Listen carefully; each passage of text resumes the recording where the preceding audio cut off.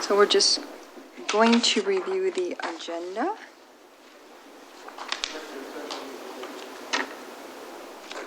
The first item is the consent agenda for the minutes and statements and check and the December treasurer's report. Any questions, comment?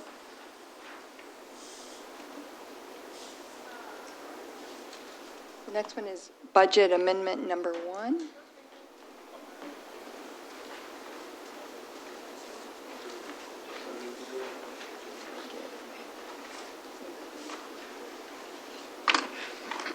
Up. Madam Chair. Pardon me? Or I can. Madam Chair, Yes. I'm sorry, could we go back to the minutes for the consent agenda? I just wanted to mention something about the closed session. I was looking at the minutes. Just want to, it says Trustee Wilson stated he was in favor of moving forward with this case. I just wanted the record to reflect that moving forward with this case, as long as we are still allowing and acceptable of patients having their own plants by law. I just want the record to reflect that. Okay. So you would like to include that in the Closed session method. That's correct. Did you get that?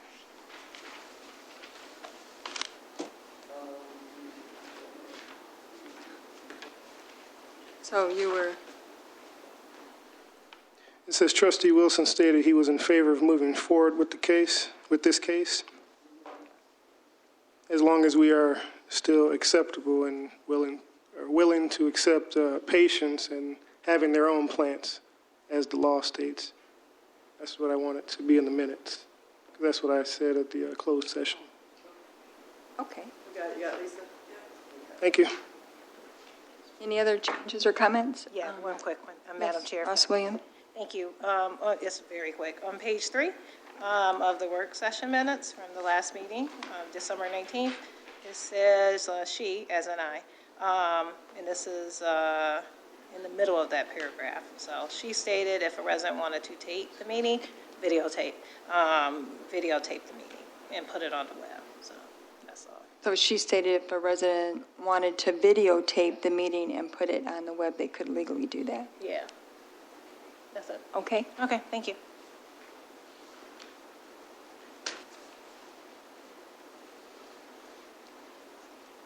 Any other comments? All right. On the budget amendments, and we're going to go through this. So in 2017, we approved several things knowing that we were going to have to do a budget amendment in 2018.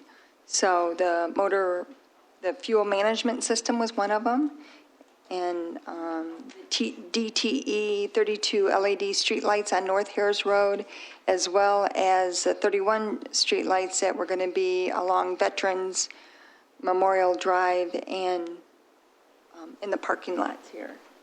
So we had to do that this year in order to pay for it. The next one was to increase an additional amount transfers to Series B bond, which is a Seaver bond debt of $210,000, so that we could pay off the total amount of $747,000, with the principal being $720,000, and that will leave enough for interest if there is any. So this pays off the bond, as we talked about, using the cell tower revenue to help do that. And we really should have a burning or something. What do they do? Mortgage burning? Mortgage burning. But, so this is actually taking that action to do that. Is there any question on that? When's the party? Pardon me? When's the party? I know. I do think, yeah, I think sometimes we do so much that we never stop to celebrate, so we need to celebrate, or at least acknowledge our accomplishments. I mean, that's amazing. It's amazing. That's amazing. So, thank you, McLean and Winters, for negotiating that and getting lump sums in order to pay off the debt. So, for the motor pool, for the fuel management, it is broken up into the environmental services, as well as who was the other one? Motor pool. So we had to do 2 different funds on that to pay back for the new fuel management system. The recreation fund, this is something that, again, we did and approved in 12/5/17. This is for a grant, so we have to show that grant revenue coming in. For the law enforcement fund, this is to do a payout for PTO time. Are there any questions on it? This also closes a general obligation fund and transfers $5,000 to the general fund. We're no longer using this fund, so Giovanna would like to close that fund out. Any questions or comments? All right. The next item is a first reading of Resolution 2018-01, which is proposed ordinance 2018-476. It's amending the Code of Ordinances for planning, and Megan's here, okay. And zoning, for the zoning ordinance.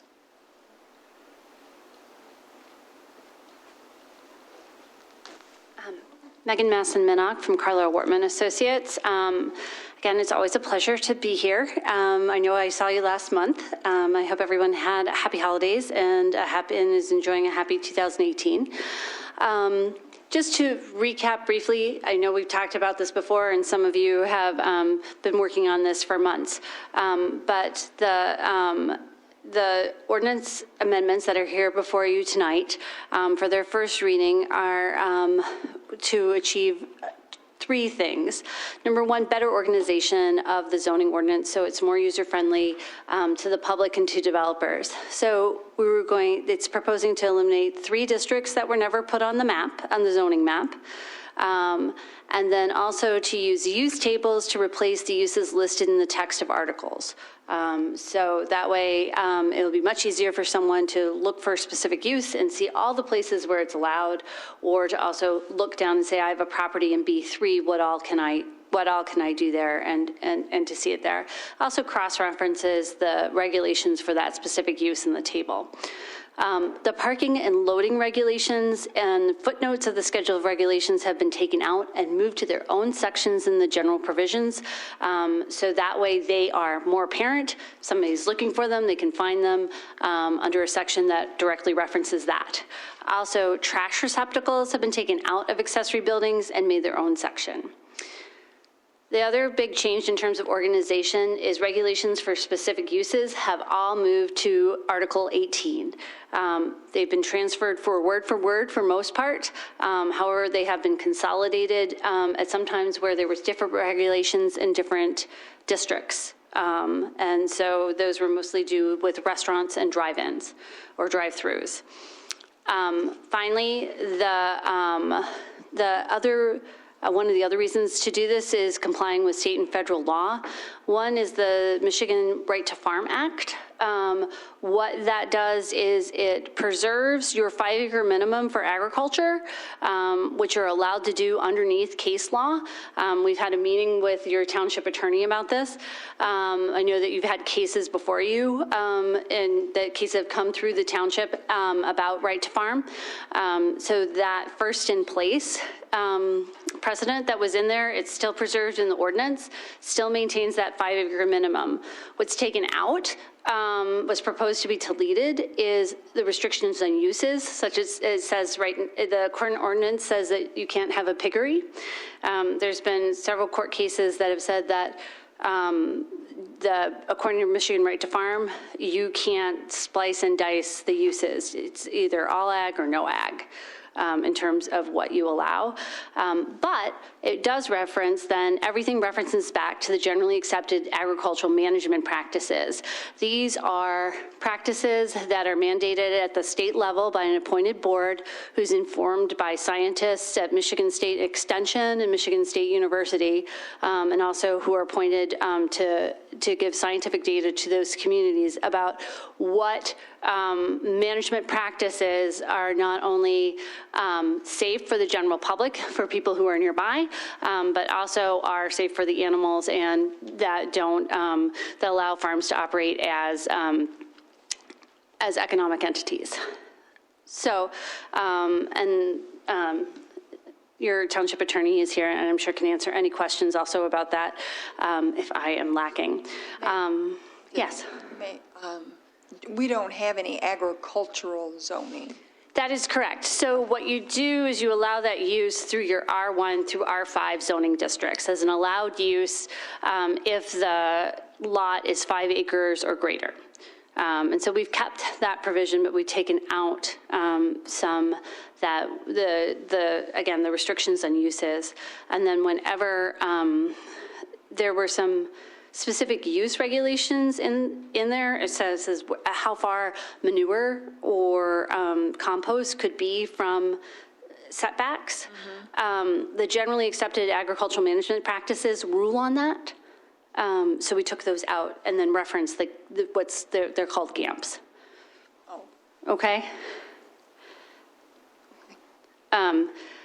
Finally, we updated the regulations to comply with the Michigan regulations on state licensed daycares, and also updated the phrasing about places of worship to comply with the U.S. Religious Land Use and Institutionalized Persons Act.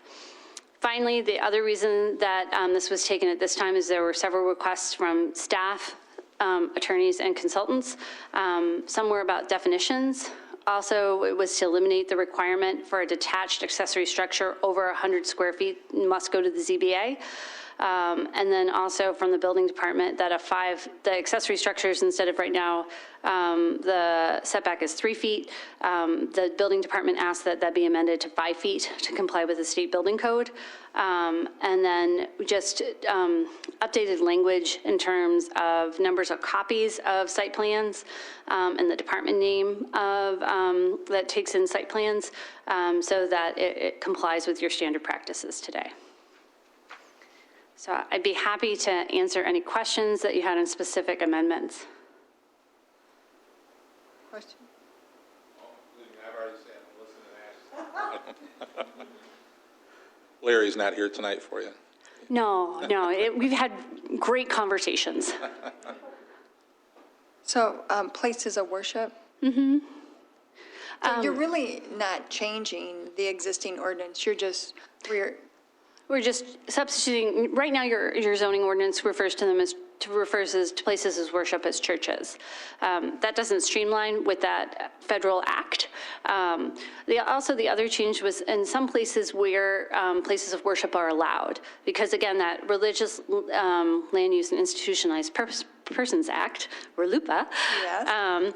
says that you have to allow places of worship in the same place that you would allow what's called private assembly, like a fraternity hall or a private club. So what we did is we made sure that those things were the same. Because larger, like you used to have neighborhood churches. Mm-hmm. Everyone walked to the, Right. to the church. And then we have these large mega churches where a lot of people drive to. The churches would remain special land uses or special conditional uses. So that when you are looking at those and giving approvals, those can be taken into account. And again, it's a discretionary standard when it goes to special conditional use, so you can say no. Because places of worship have an extra protection in RLUIPA, then it would be very important to make findings about why you would be denying any place of worship. And the traffic and those sort of impacts have held up in court in terms of denial for a place of worship. But again, we really didn't change anything, right? You're No, just you didn't change it. clarifying and We just referring to current changed, we updated what the term is. Okay. Clerk Rowe?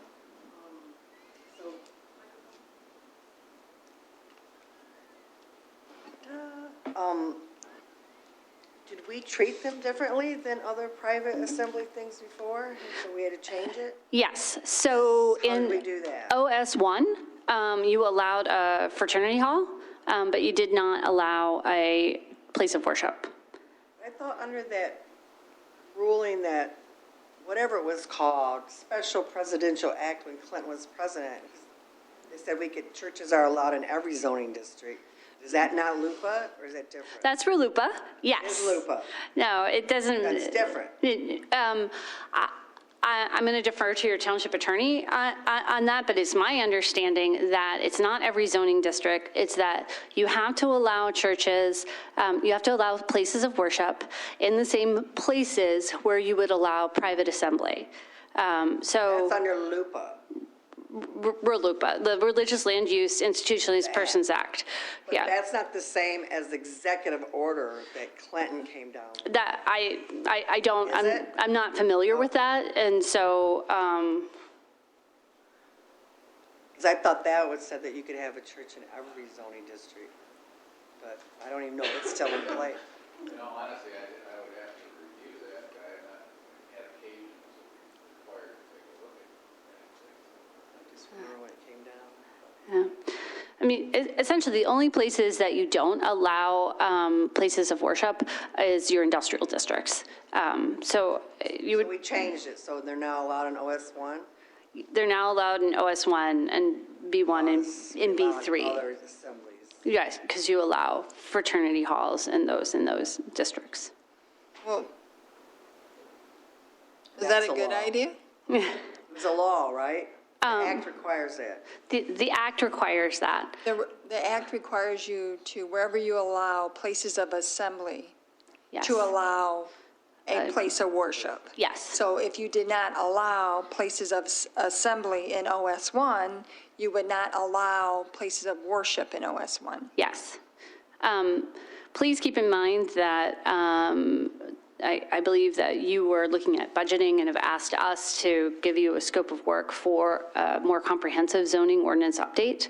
And I think that conversations like this would be really appropriate at that time.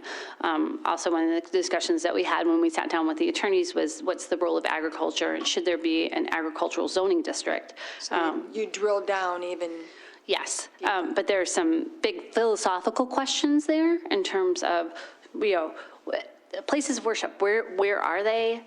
How have they changed? What are their land use impacts? What are those land use impacts of what you have as private assembly? If we shift it, who are we making a non-conforming use?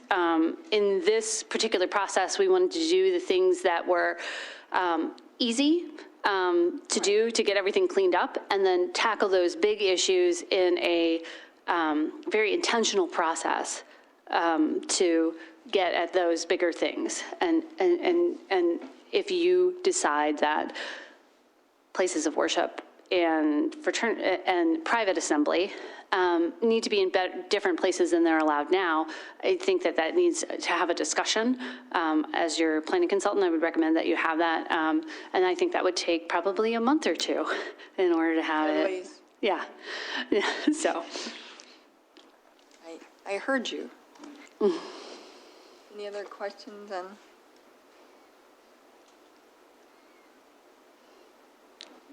No? This is first reading, so it'll come back to us. Thank you. And it was also approved at the Planning Commission. Charlotte, do you have anything to add? No? Okay. Oh, I had a question. Clerk Rowe? There were new definitions added, or were they just cleaned? Because I was looking at the front page has all these definitions. Were those changed, or in section 1? In section 1, so, Like, and you only just have a few, like automotive minor, major, place of worship, hotel, medical clinic, medical office, and motel. Did we change those? let me go through. Yeah.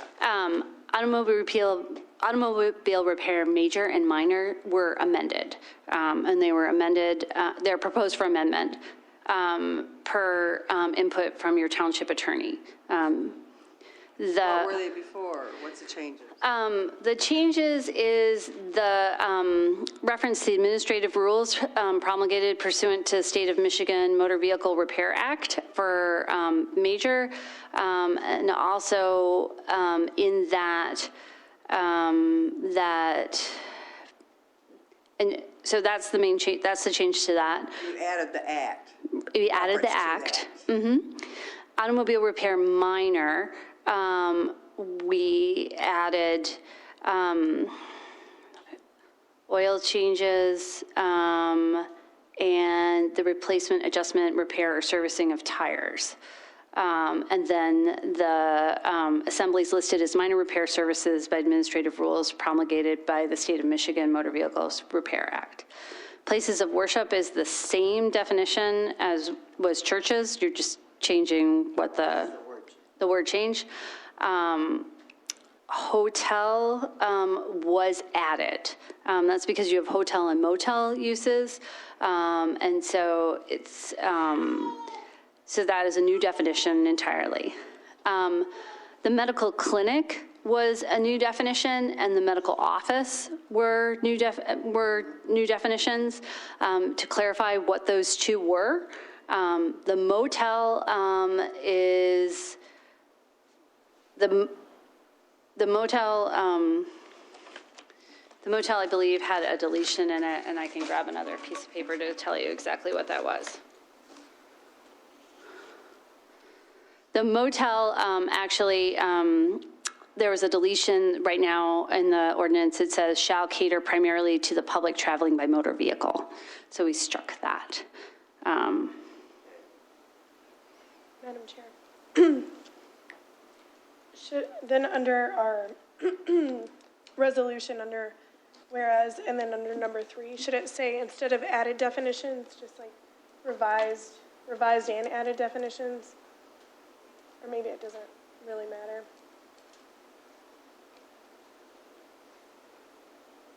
Since we did more than just add them. Added and or revised. Yeah, I don't know if it, I mean, just to say added just doesn't reflect what we actually did. Under our actual resolution, Oh, okay, yes, if you read under number 3. yes. I'm sorry, I was on another page. Oh, it's okay. And I mean, just to give the commission, like, credit for everything they actually did. They did more than add. It says added definitions for minor and major repair, and hotel and motel and medical.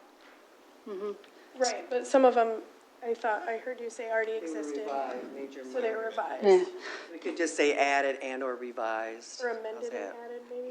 Yeah. And actually, from from page 1 of the proposed ordinances, we can take the section 1 preamble, which states these new definitions: places of worship, hotel, medical clinic, and medical office, and amend definitions for automobile repair major, auto repair minor, and motel.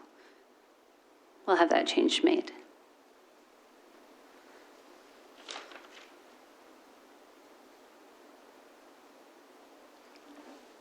Do we want to include them in the first reading? No? I didn't know what section you were on. I was trying to follow, I'm sorry. Okay, I'm sorry. What I would say is just that you would say added definitions for, you would change number 3 on the resolution. Section 3? Oh, on the resolution. Added definitions for Section 3. places of worship, hotel, medical clinic, medical office. And then amended definitions for automobile repair minor, automobile repair major, and motel. Okay. Can you say it again? I'm sorry. That's okay. Since I'm the one's going to read it. So, new definitions for places of worship, hotel, medical clinic, and medical office. And to amend definitions for automobile repair major, automobile repair minor, and motel.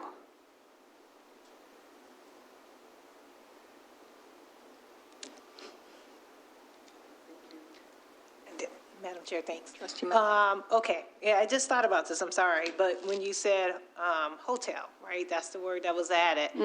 Does that have any, and this may be a legal question, I don't know. There's pending B&B legislation before the Michigan legislature.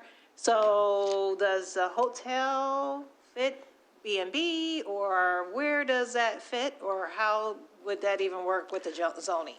Possibly. Currently, you regulate Airbnbs as bed and breakfasts. There's already a definition in your zoning ordinance, and they're only allowed in certain areas as special conditional uses. So at this point in time, I would say by adding that hotel definition, you're not opening that up, and you continue to regulate them under Airbnbs as bed and breakfasts. Yeah. I think I need a new clarification. We're putting a new definition for motel or hotel? Hotel. New definition for hotel. Hotel and amending. Amending motel.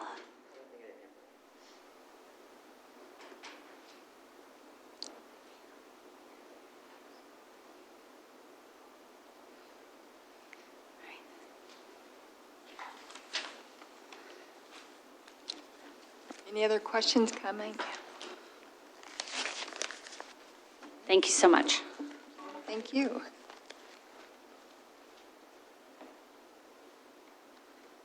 The next item is request to approve the Metro Act application for MCI Metro Access Transmission Services, which is doing business as Verizon Access Transmission per Public Act 48 of 2002. I'm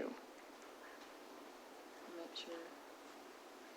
It's our understanding from the attorney, it's in proper form. We have 45 days to act.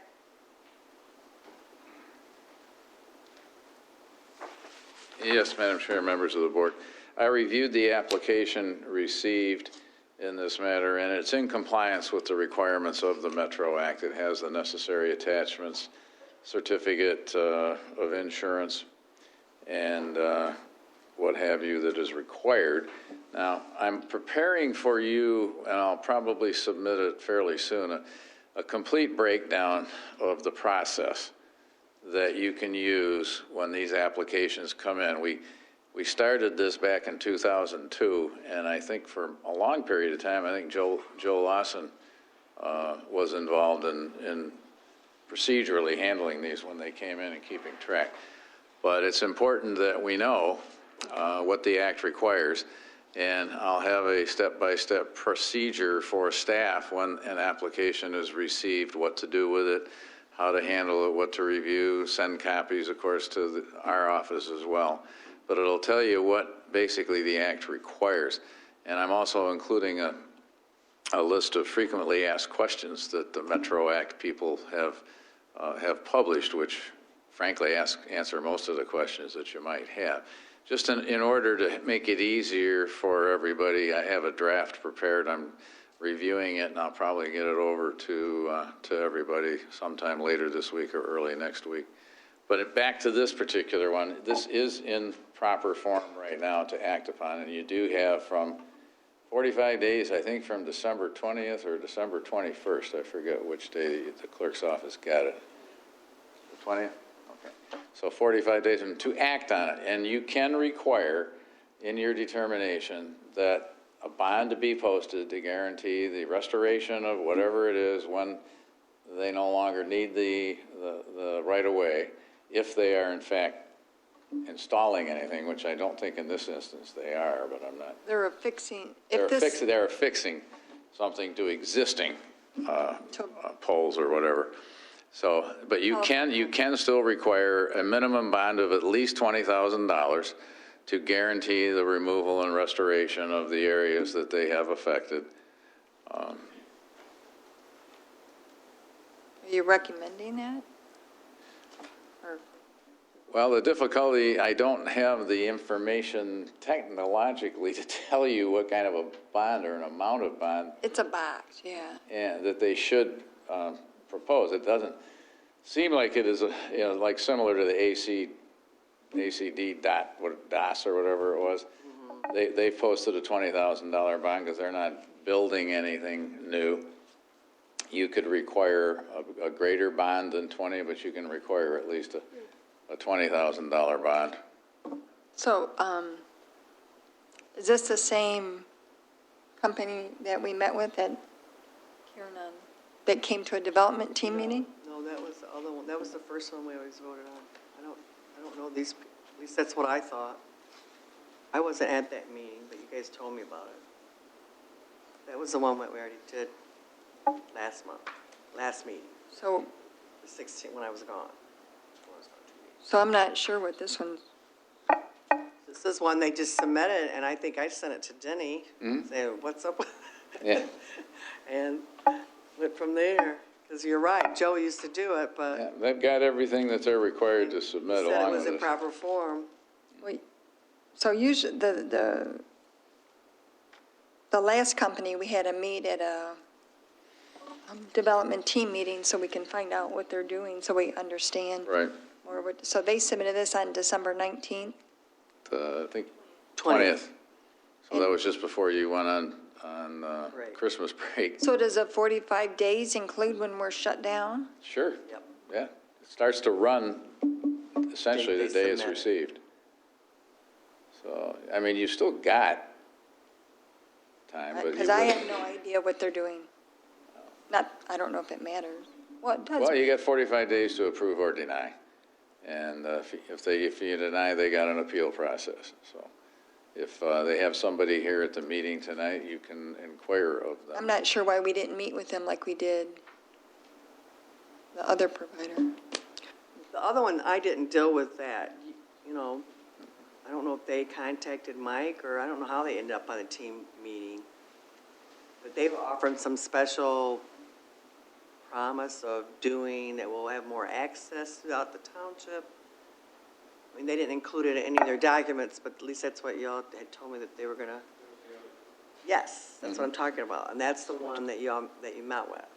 This one just submitted it, and I just immediately sent it to Denny, whereas before, we would have sent it to Joe in his office, you know, I know handled it. Well, previously, I think in that one, before they ever submitted the formal application, they contacted, or somebody contacted you folks, and then you had some meetings Right. before and they're entitled to do this. I mean, they don't have to. Right. This one probably went through more of the normal process, like sending it right to the clerk's office. Right. The other one must have contacted your office, Brent, I don't know how they ended up on a team meeting. The trigger, Well, the because we trigger don't is know what when they're they. doing. I know, but it didn't come through me. I didn't say, hey, put this on the, like, if they would have sent it to me, then I probably would have just sent it straight up to Denny and them, and it probably would have just went through. This is more of the normal process. Yeah, this is what they're allowed to do under the act, is just submit the app in 3 I mean, we haven't had. original and 2 copies, along with a $500 check, and you got 45 days. Madam Chair? Yes. I just want clarity. Is this the same company that came and actually spoke before the board, or is this a different company? It's a different one. It's a different company as far as Different I'm company concerned. altogether? And Okay. then there's another one on the horizon, too. There's an AT&T I've been in communication with, but they Madam haven't Chair. submitted anything yet. Right. I just went Trustee back Rowe? to, I remember bringing up the bond issue at the last meeting, and I was just reflecting back on our last minutes. And in our, on our motion, it was just to be contingent for our attorney's approval. But we did talk Do the same thing. extensively, probably because of my fault. Yeah, but we met with them. Yeah, they were here. I mean, this time, like, I don't know anything about what they're proposing to do, and I would like to know before I vote on it, I guess. Just to see if it is, I mean, I answered a question, Denny, that was the other company, so when you asked me, was it affixed to an existing telephone line? The other company was putting in possibly more telephone lines, too. What they presented, though, at that time, at the time we voted on it, was not to add any more telephone lines. It was just to affix. No, they actually had in their documentation that they could possibly add more poles, not for sure, if they needed to. I would like to meet with them. Maybe they plan on having somebody here tonight, I Well, yeah, tell you. Madam Chair, sir. yes. Thank you. Yeah, I guess for me, hopefully they will be here tonight, because I think for me, I need to explain what it is that they're actually doing. And I don't know if that's a requirement of the Metro Act or not. I know the other company did come in. I guess that was out of courtesy if it's not a requirement. Hopefully this company, out of courtity, will do the same thing, because I don't. I'm sure, that, well, they won't get approval. Yeah, You I know, don't really they- know what's going on, so. I mean, I do know we have dropped services for Verizon, but I'm not sure, like with the other company, Denny, I knew that they had pulled permits from the road commission in order to utilize their poles, and which probably required a bond in order to remove it too. But this one, I'm just not, I have no. There's nothing in the act that says that they have to do anything other than submit their What they've done. their application on the state mandated form. Page 4 at the bottom says description of project, which tells you something. I don't.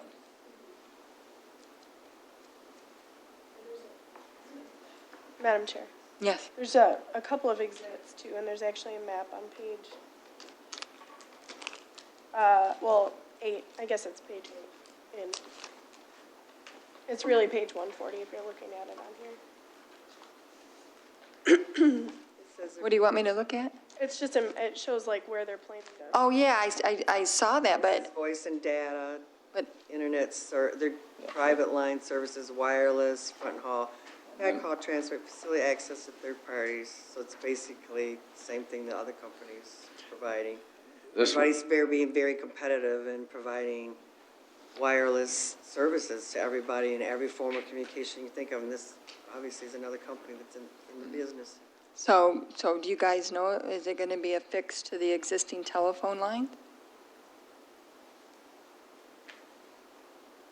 Madam Chair.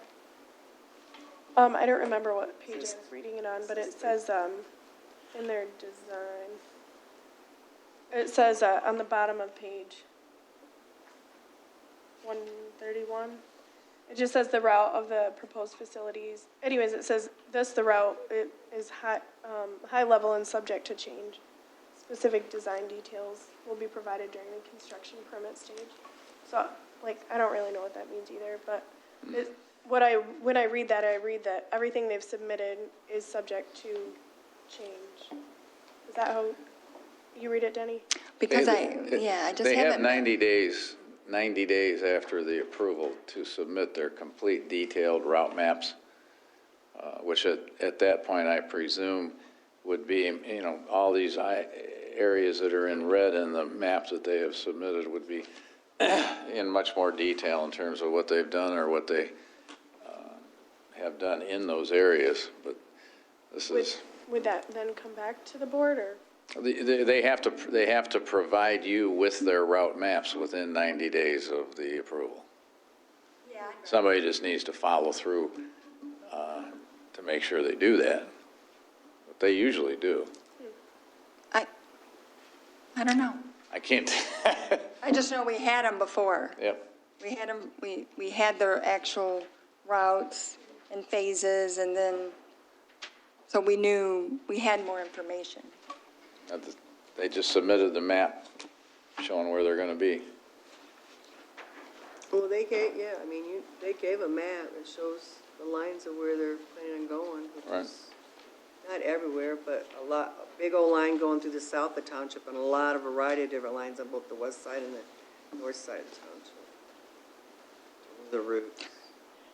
They also said well, you weren't at the meeting, Doug was at the meeting, and they said that they were phasing it in. They told us what phases they were doing, where they were starting.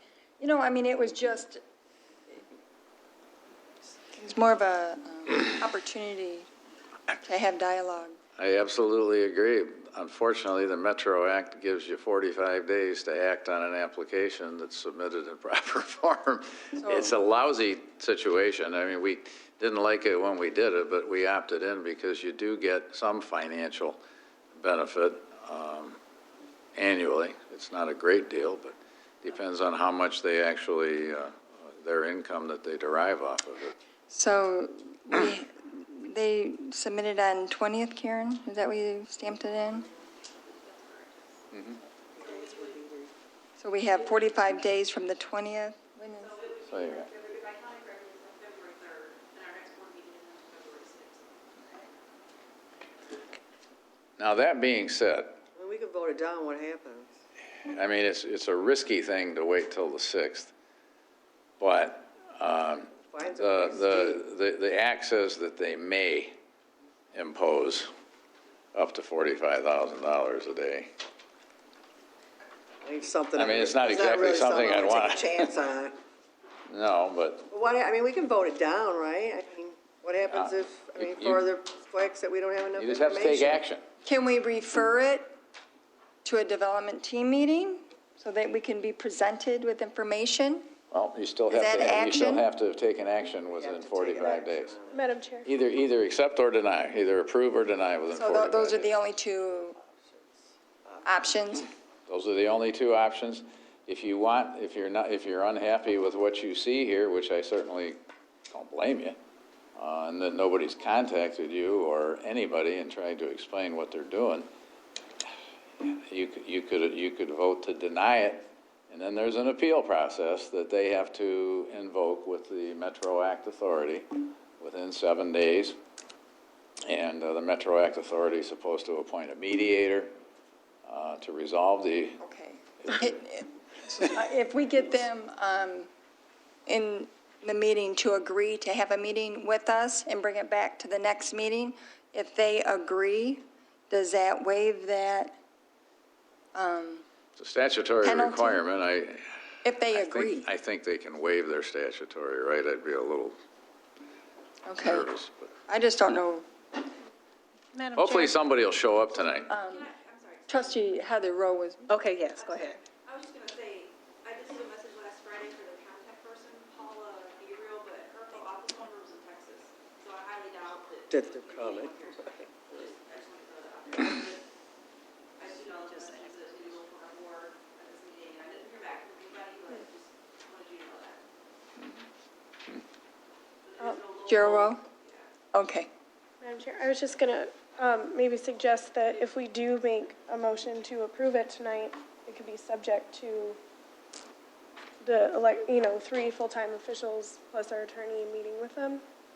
I don't know. I mean, is that, we make motions all the time that it's Yes. subject to, I know. Denny's going, oh, no. You have to take either affirmative or negative. I mean, all right. either approve or deny. You can never have to tell us meet to take the anyone. bond under some They can type of just- advisement, We but never used to, we did these all the time. We never, ever met with people in the past. I don't ever remember.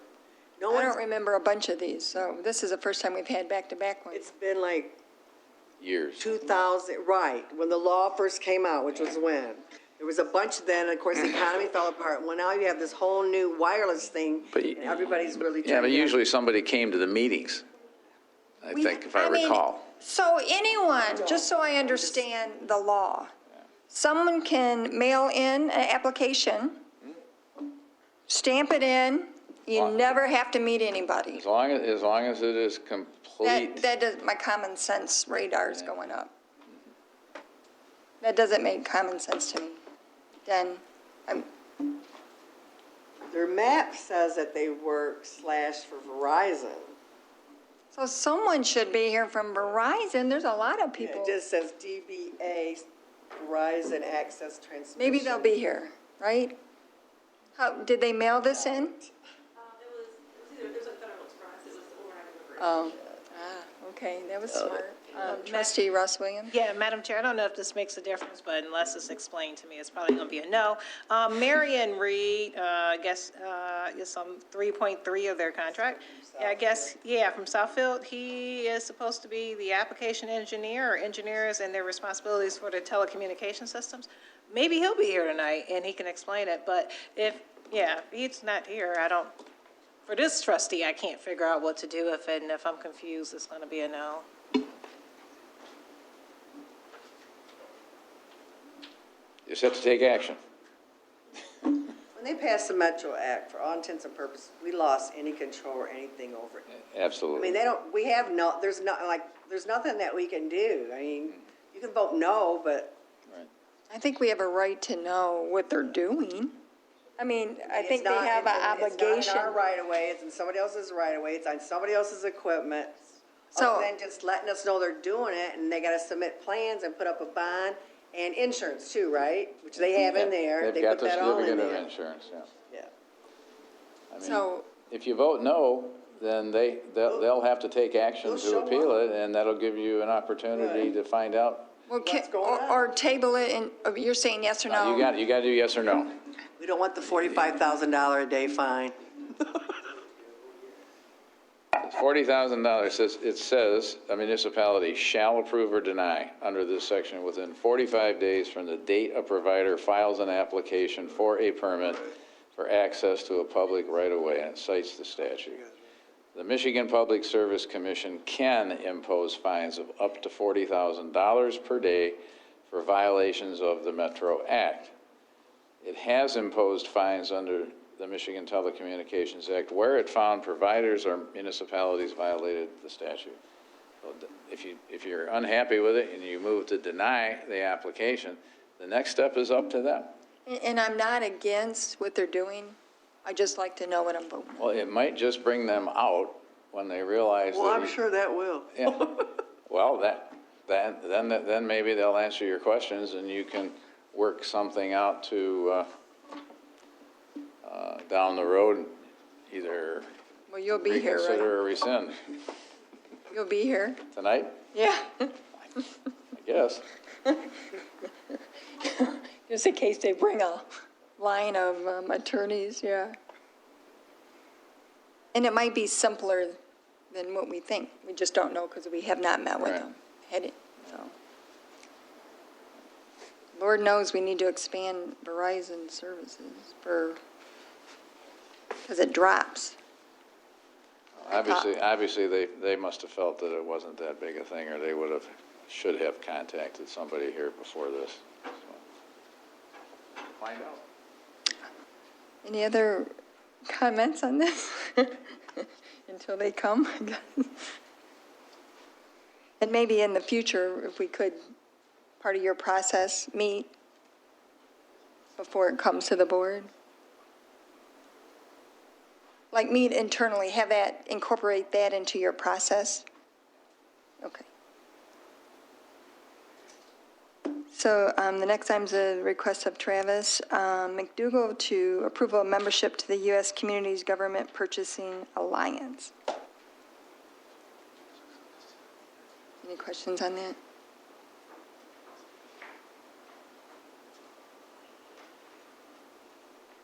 It's another one of the purchasing opportunities among, like Verizon Wireless, I guess, wireless, but just adding another opportunity for purchasing.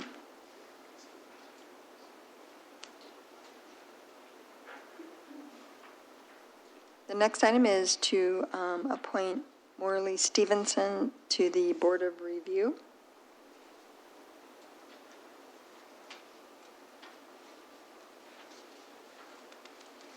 Madam Chair, I just don't know who that is. Huh?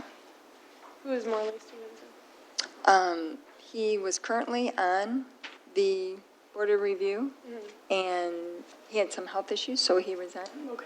And then there's a vacancy, so Brian McCleary reached out to him and asked if he would like And to he is serve. Yeah, Ready for, so he very familiar with the process. Great. And he's been a resident since 1989. Who was the resignation, Madam Chair? Who resigned? E.L. Weathers. Oh, okay. E.L. Weathers had been on forever, and he wanted to resign before, and I said, please don't do that to me. We don't have anyone to, so he actually, and he's been a great member for many, many years. But he's done. He's retired. The next item is request to go out for bids from Michael Sarin, Hydro Operations, to seek professional service quotes for the replacement of the runner shaft bearing for runner number 2 at the hydro station, and that will come back to the board.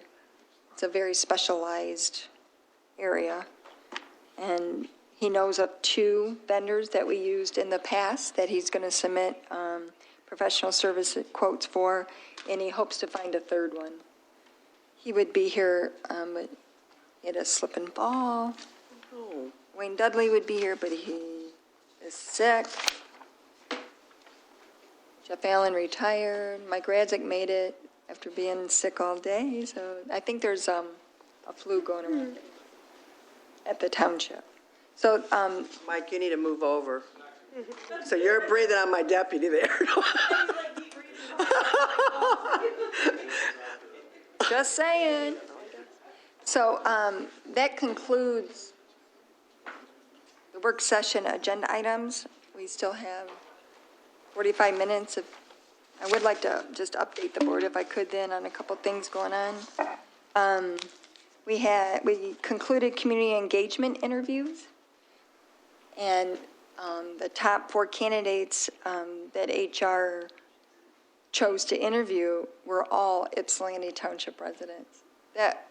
It was awesome.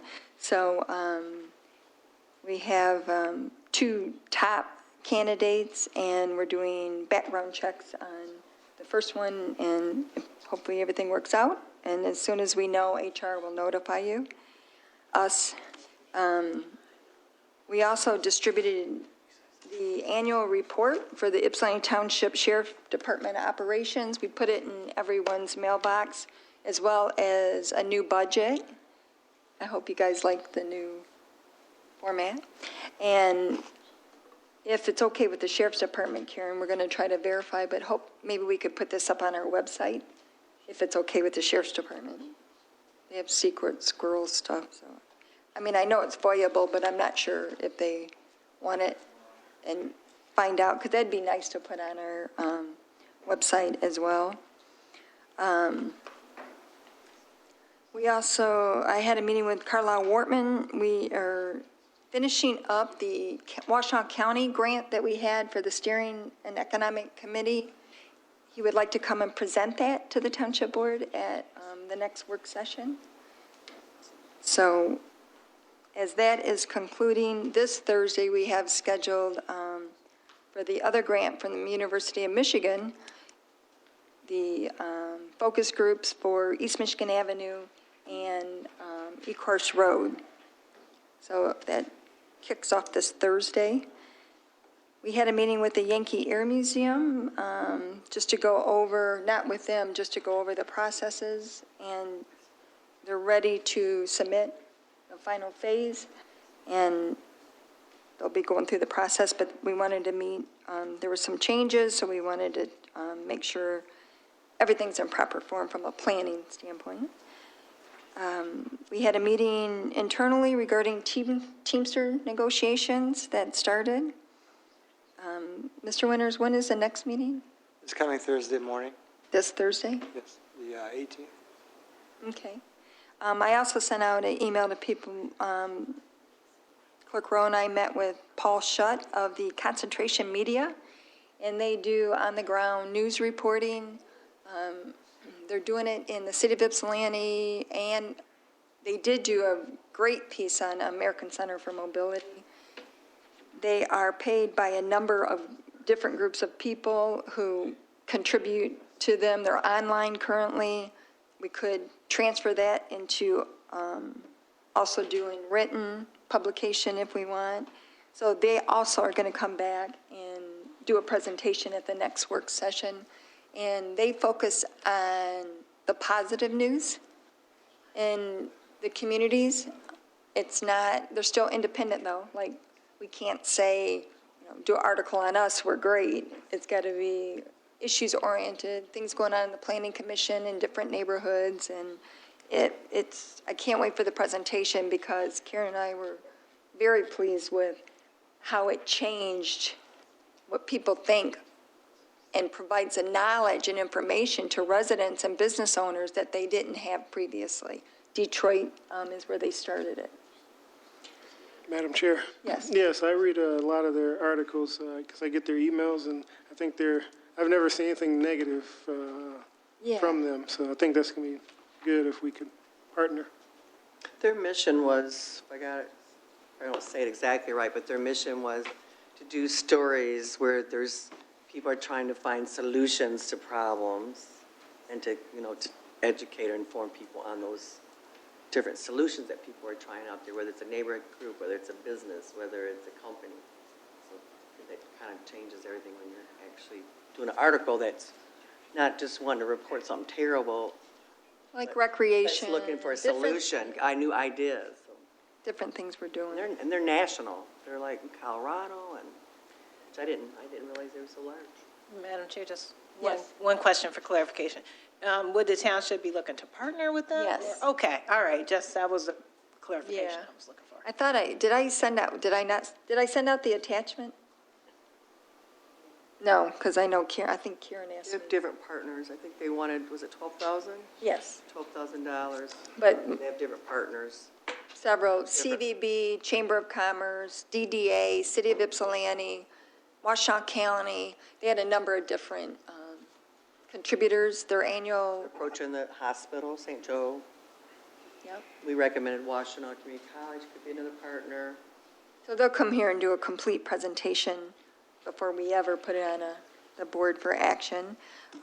We met with AAATA. They have a new express service that's going to start on January 29th, and it's going to be up at the Shell gas station, and it's going to go to U of M, and it's $1.50. So they did, there was 2 other stops, a Blake's Transient and Mott's first, and then U of M downtown, or U of M campus, Central Campus, and then the Blake. But Mott's was first. So this is the 5th year of the millage agreement, and this is the millage that was passed 5 years ago.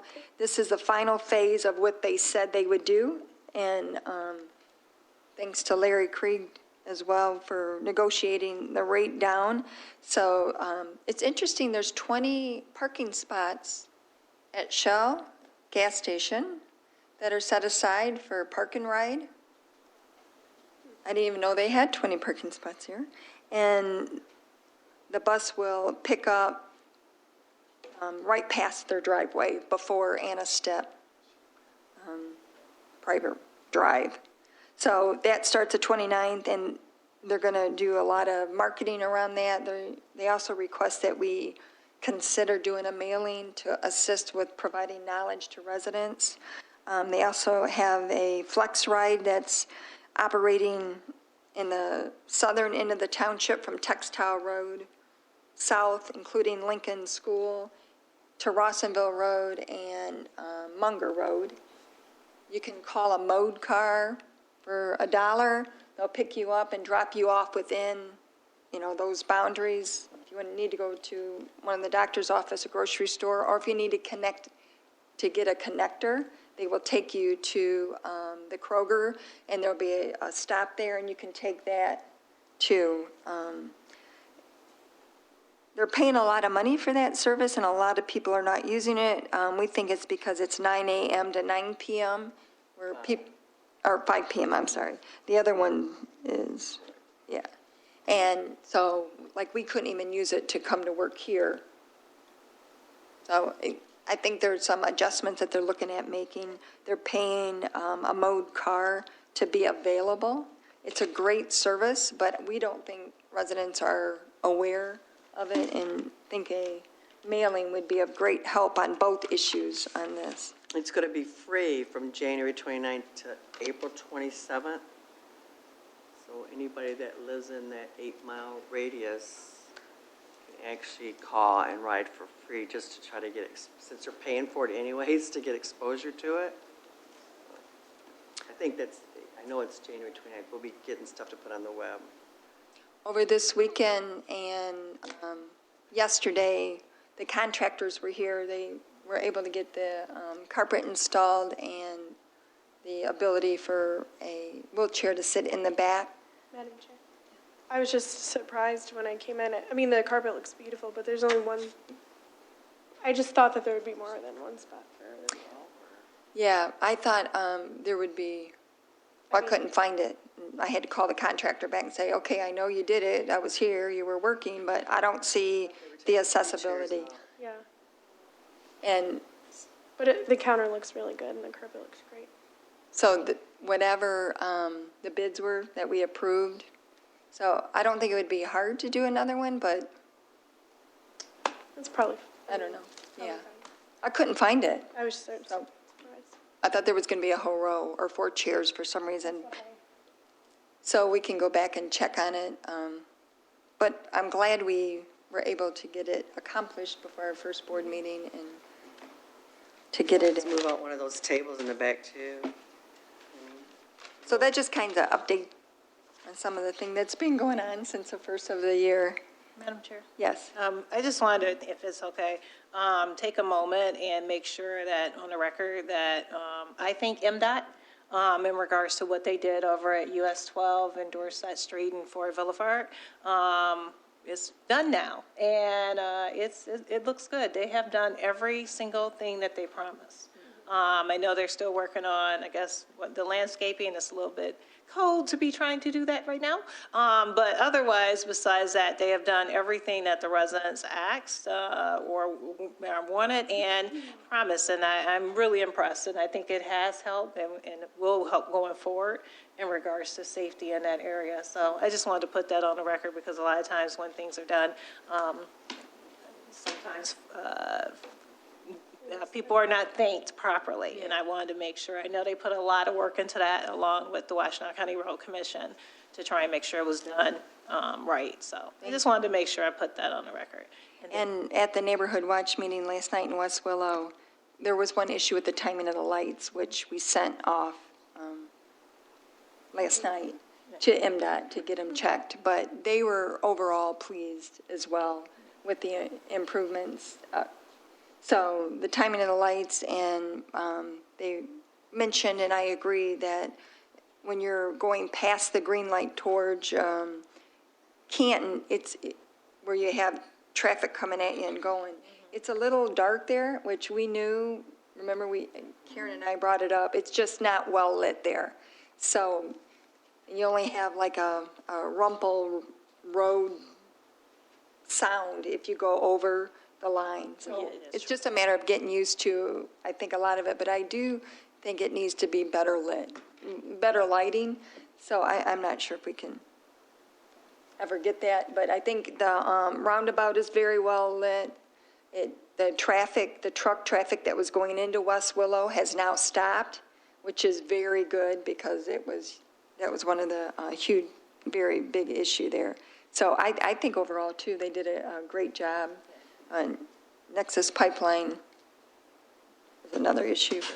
And then I have one more thing, just real quick. I know, and I just wanted to take some time, because I know I wrote this on my trustee Facebook page, and I know we have a lot of immigrants here from Africa, Haiti, Honduras, and other areas. I know I just wanted to take the time on the record to say that immigrants from those communities are welcome here, regardless to whatever may have happened in Washington, D.C. So, thank you. All right. Any other comments? And, I was trying to think, too, if people would like to email ideas or suggestions for the future, for this year, things they'd like to see accomplished or work on,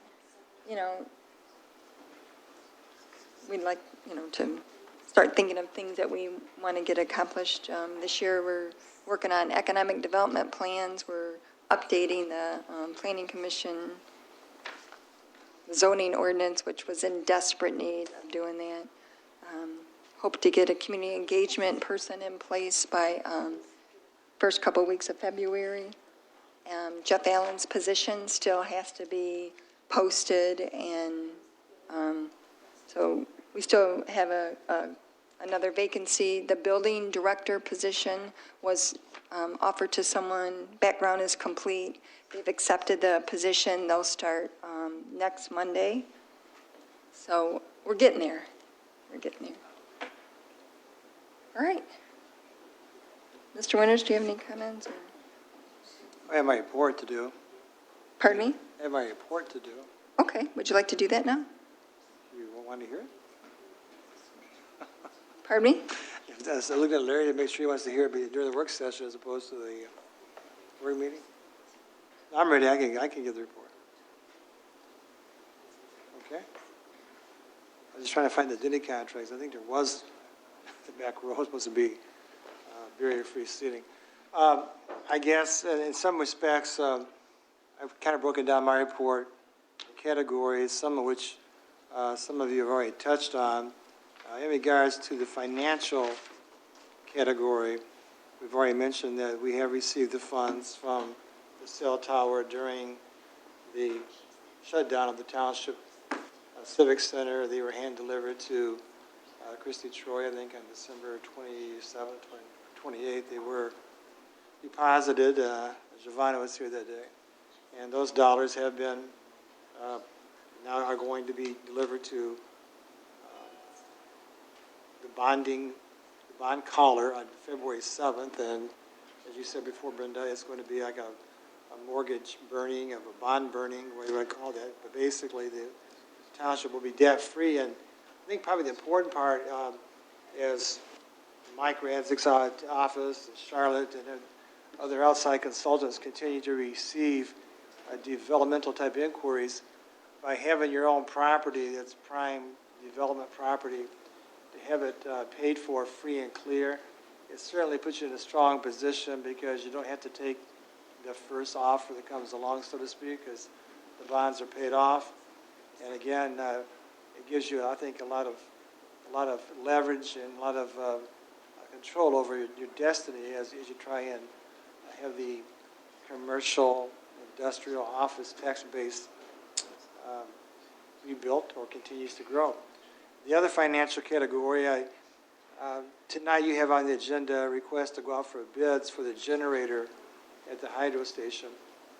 I think Mike Ciernan is estimating it to be at $285.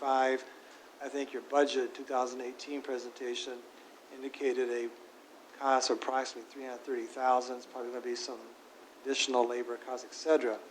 And before we broke for the holidays, myself and Treasurer Doe and Supervisor Stumble, we did have a conference call with the person from DTE, their Government Affairs Director, Kirk Profit, as well as Ronnie Peterson, trying to ask them to, it's our money, we have $800,000 in an escrow account that's earning less than $200 a month in interest.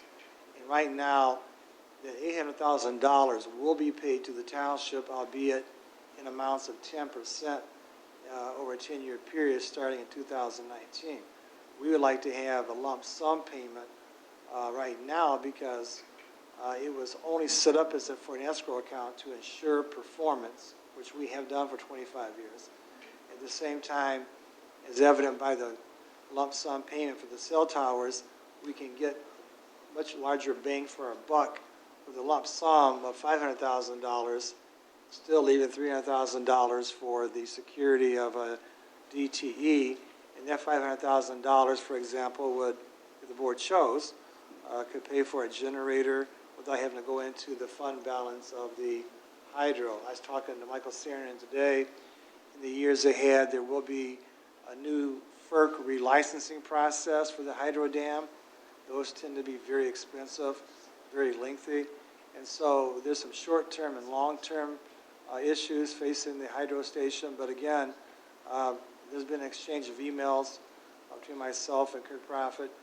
and Ryan Peterson's office, and we're going to continue the dialogue with DTE, and they're looking into trying to figure out how they can advance our monies without somehow setting some kind of a precedent, although we are in a pretty unique position because we've, again, have not, this is our money. It's not anything that we're not asking them to give us. At the same time, as Brenda mentioned, we continue to have Teamster negotiations. We have one scheduled for this coming Thursday, 4 hours, and we'll see how we continue to make progress. Karen, Brenda, along with myself and Karen Wallen, we did meet last week to try and also work through some of the issues that we may see from a township board standpoint. We did conclude the grievance hearing for the workplace violence, and so the testimony has been completed. Our briefs are due on the same date through the American Arbitration Association. They'll be due on February the 4th, and then the arbitrator has 30 days to make a decision. I will say right now that I'm, over the last period of months, with all the township witnesses that were involved in this, employees, I was extremely proud of everybody that participated in the hearing. They did exactly, under at times very difficult, emotional and challenging situations to deal with the events that occurred, and they also performed, I think, very admirably during the testimony, and we'll wait to see the outcome of that hearing. That's under the category labor. In regards to public nuisance type categories, there has been a few ongoing issues that, number one, just validate, I think, the reason why the township continues to be aggressive in enforcing all the public nuisance categories. Those categories can be from vacant housing, they can be from contaminated properties, they can be from padlock situations, or if someone is using a house to deal drugs, revocation of state licenses, because the state of Michigan does not do a very good job in holding licensees accountable at times for their actions, even though they're licensed under the auspices of state government. And to give you kind of a flavor of what I'm talking about, in regards to Cliffs Drive, that was one of the properties we actually had authorized the padlock. We were very concerned with what was going on over there in Cliffs Landing, that we had information that there was being used for a flop house and being used for a drug house. And everything we said at the time for it was true.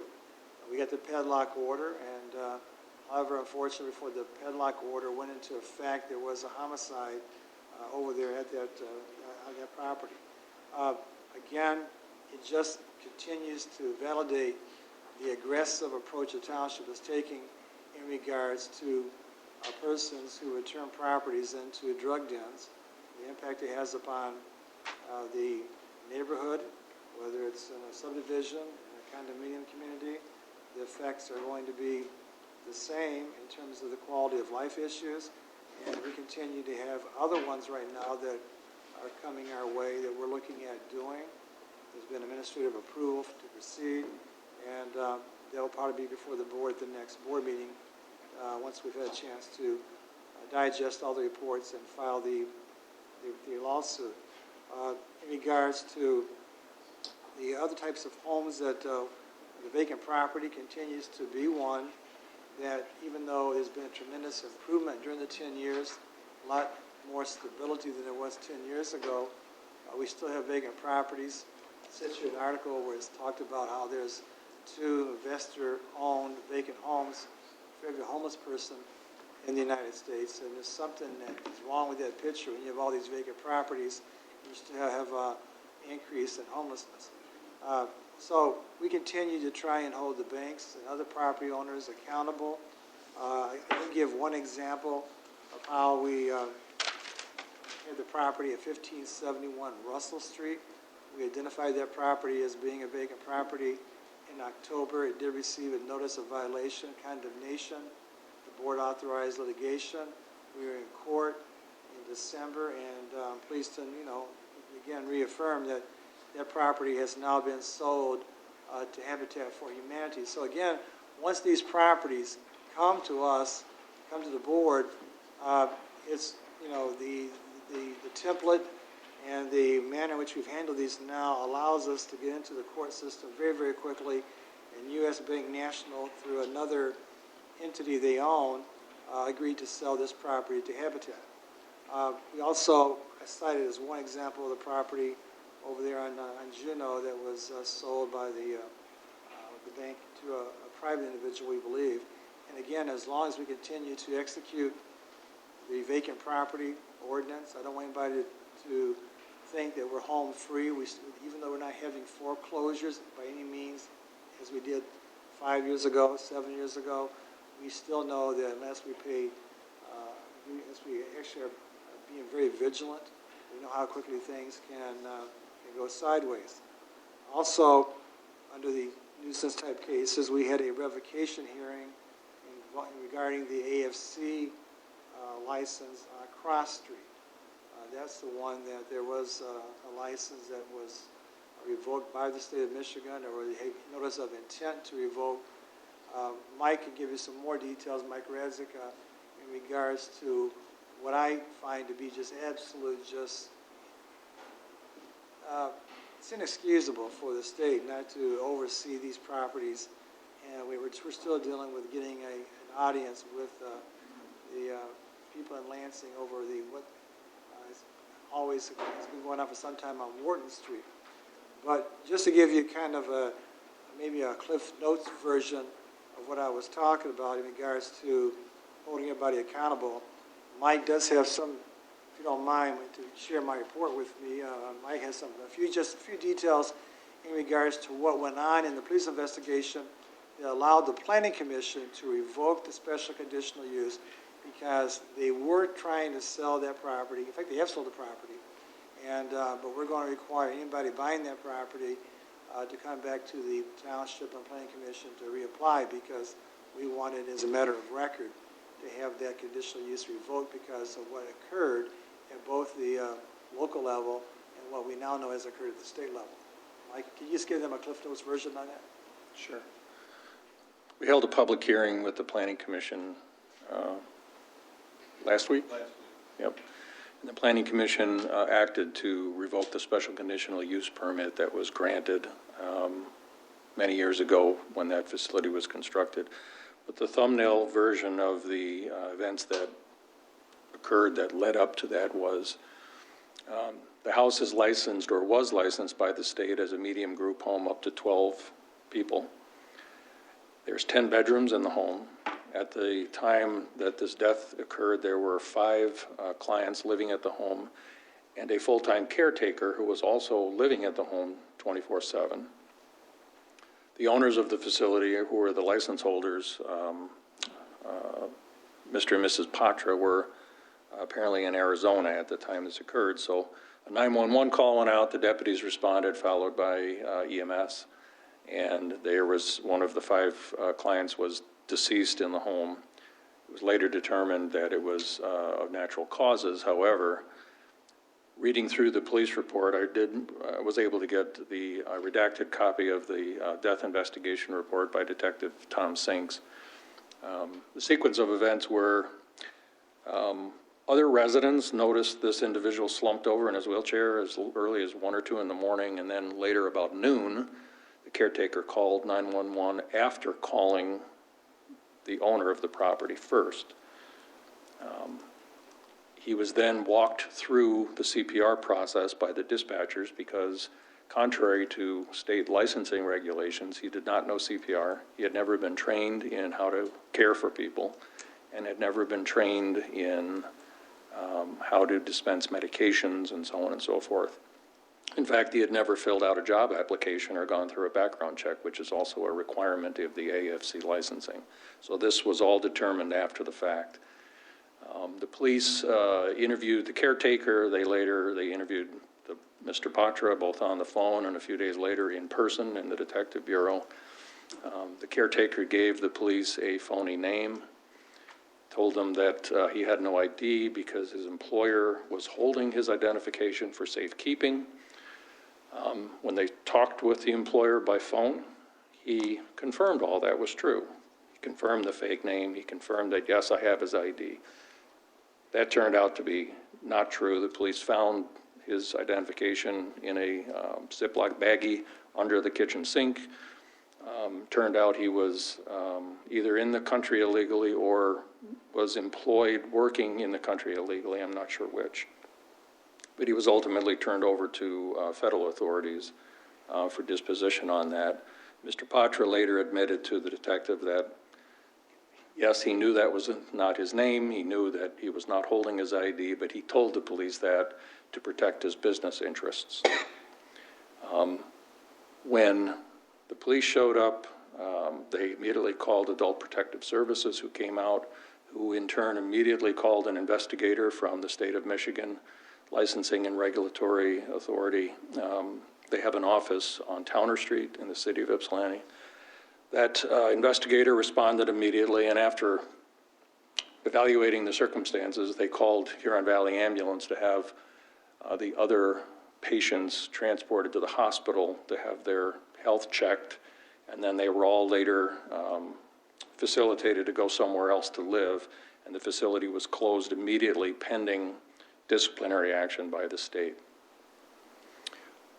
And just as a side note, one of the other people wasn't at the house. Apparently he had gotten on a bus earlier that day and was somewhere in Ann Arbor, and the police had to track him down and find him. Ultimately, the state sent the owner, the license holder, a notice that they were going to have a revocation hearing.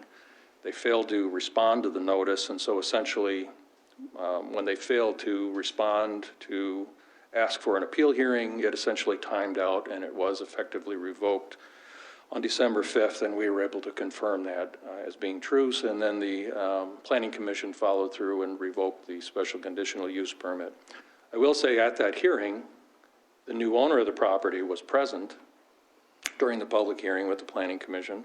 The new owner was a result of Mr. Patra. Between the time the death occurred and the time the state revoked the license, he sold it. He must have seen the writing on the wall or decided to just walk away. So there's a new individual, an LLC, that owns it, and he did address the Planning Commission with his intentions for the future, but they advised him that once he went through the state licensing process and was confirmed to be eligible to get a license or get a state license, then and only then would the Planning Commission entertain his application for his own special land use permit to be able to continue to operate that facility. Trustee Eldridge was there during the discussion. The Planning Commission did engage the new owner with a lot of information, trying to figure out what his intents were. Thank you. So, Mr. Winter? I think we should take a small break before the 7 o'clock meeting, if that would be okay. Thank you. Meeting adjourned at 6:48. 6:52. 48. Mike, ask for the Cliff Notes version. I asked for the Cliff Notes.